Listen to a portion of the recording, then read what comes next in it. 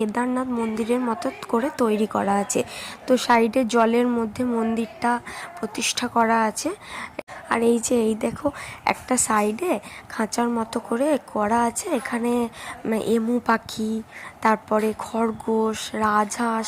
আর এই রাজহাঁসের কালারটা, একটা রাজহাঁসের কালার দেখো কি ডিফারেন্ট দেখতে, কি সুন্দর, আমি কোনোদিন দেখিনি এই কালারের রাজহাঁস। তারপরে খরগোশ দেখো, কত খরগোশ, গিনিপিগ আছে এখানে।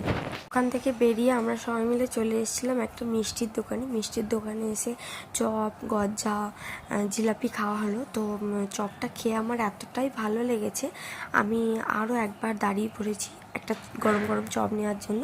তারপর এখানে 3 রকমের মিষ্টি একটু ট্রাই করলাম, মিষ্টিগুলো বেশ ভালো খেতে ছিল। মিষ্টি খাওয়ার পর মুখটা আমার মিষ্টি হয়ে গেছে বলে আমি আবার একটা চপ খেয়েছি।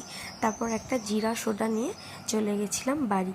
তো বাড়ি আসার পর ফ্রেশ হয়ে করে নিয়েছিলাম রাতের ডিনারটা। রাতের ডিনারে ছিল রুটি, কুমড়ো দিয়ে একটা তরকারি, আর ছিল ডিমের একটা ঝোল মতো। তো এটা খাওয়ার পর ব্যালকনিতে কিছুক্ষণ বসেছিলাম আমি আর বাবা। ব্যালকনিতে কিছুক্ষণ বসার পর রাতের বেলা একটু স্কিন কেয়ার করে নিয়েছিলাম। আলাদা করে স্কিন কেয়ার বলে কিছু না, ওই সবাই যেটা করে, প্রথমে সাদা জল দিয়ে একটু মুখটাকে ধুয়ে নিলাম, তারপর চুলটাকে বিনুনি করার পর মুখের মধ্যে একটু ময়েশ্চারাইজার লাগিয়ে, তার উপর একটু অ্যালোভেরা জেল লাগিয়ে, তারপর একটু ঠোঁটে বোরলিন লাগিয়ে, এটাই হচ্ছে আমার স্কিন কেয়ার। তো আজকের ব্লগটা কেমন লাগলো? আজকের ব্লগটা যদি ভালো লাগে প্লিজ লাইক করে দেবে, আর চ্যানেলটাকে সাবস্ক্রাইব করে কিন্তু আমার পাশে থাকবে।